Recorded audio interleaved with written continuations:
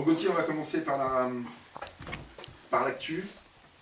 Et puis cette série très moyenne du HAC actuellement, comment vous la vivez, comment s'en sortir? On savait qu'on allait vivre un mois de décembre compliqué avec pas mal de grosses équipes à jouer. On enchaîne 2 défaites d'affilée. Le groupe ne se désolidarise pas et il attend ce match avec impatience pour se relancer ce week-end. Parce qu'on a le sentiment qu'il y a pas un problème de niveau, mais il y a beaucoup de regrets. Il y a surtout des regrets, que ce soit le PSG qui est a priori intouchable, ou Strasbourg qui était sans doute le plus faible adversaire que vous ayez joué depuis le début de la saison. On peut même remonter à Lens ou à Monaco. C'est vrai qu'on a eu un problème d'efficacité, de pouvoir prendre ces 3 points à chaque fois. Il faut pas lâcher et il reste encore 2 matchs avant cette trêve qui va nous faire du bien. Mais il faut essayer de casser cette série ce week-end pour éviter de rentrer dans une période de crise. Ça n'a pas été trop dur de se relever de cette défaite à Strasbourg? Oui, parce que je pense que l'équipe n'avait pas mis les ingrédients pour faire ce qu'il fallait pour prendre les 3 points face à un concurrent direct au maintien. Prendre un but à la dernière seconde, ça a mis un coup à tout le monde. Mais la semaine qui est passée a fait du bien aux gars et on a bien travaillé pour ce week-end et essayer de casser cette série, comme je l'ai dit. Comment expliquer ces entames plus que moyennes, souvent à l'extérieur?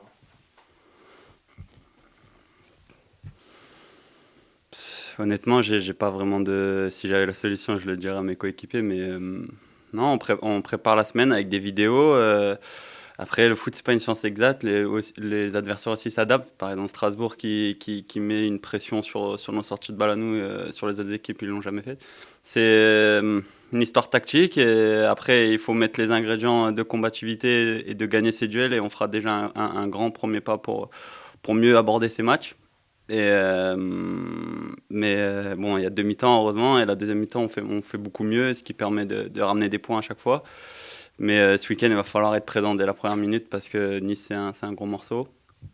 Et il va falloir tout donner de la première jusqu'à la 97e. Justement, le HAC marque peu. C'est un mur qui va se dresser face à vous. Comment le contourner, comment le fissurer? Bah, c'est un mur parce qu'il garde énormément la balle, donc ça permet de ne pas se découvrir pour eux. Il va falloir être patient parce que ils ont un jeu de possession fantastique. Il va falloir être discipliné et attendre la moindre petite erreur technique ou de placement de leur part et les punir dès que possible pour remporter quelque chose ce week-end. Comment le vestiaire vit-il cette période un peu moins faste? C'est sans doute la première depuis le coup d'envoi de la saison dernière. Série un peu compliquée, le HAC ne gagne plus, le HAC ne marque pas, ou peu. On a déjà eu une série comme ça après Lille et Marseille. On a su faire les matchs qu'il fallait derrière.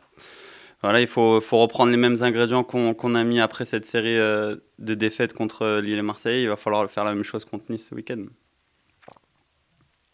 On t'a pas vu à Strasbourg, Gauthier, Mm. tu t'es ménagé ou c'était juste... Où c'était une gestion d'effectifs de la part du coach. J'ai enchaîné tous les matchs depuis le début de saison et avec les 2 matchs qui arrivent en 3-4 jours, il a estimé que c'était le bon match pour me faire couper. On se souvient d'une conf à la fin d'un match en début de saison où voilà, tu avais fait un gros début de saison impressionnant et tu avais dit c'est sur la durée qu'on verra si le niveau Ligue 1. Là on approche de la mi-saison, tu es toujours assez impressionnant. En tout cas ton dernier match contre le PSG t'as encore fait fort. Est-ce que tu te surprends toi-même? Comment tu juges tes...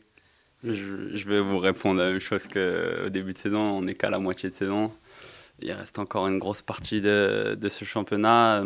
On fera les comptes à la fin de la saison, mais bien sûr que je suis content de pouvoir enchaîner des matchs en Ligue 1, de rester titulaire dans une équipe de Ligue 1. C'est toujours, je suis toujours ravi de pouvoir faire ça.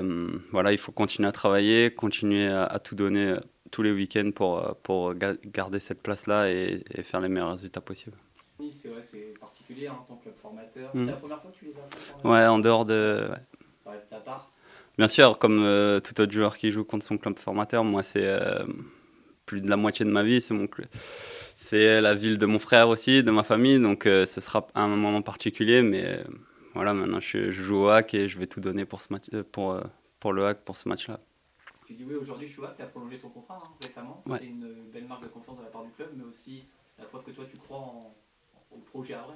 Bien sûr, bah, c'est donnant, bien sûr, je ne vais pas m'engager pour quelque chose dont je ne crois pas.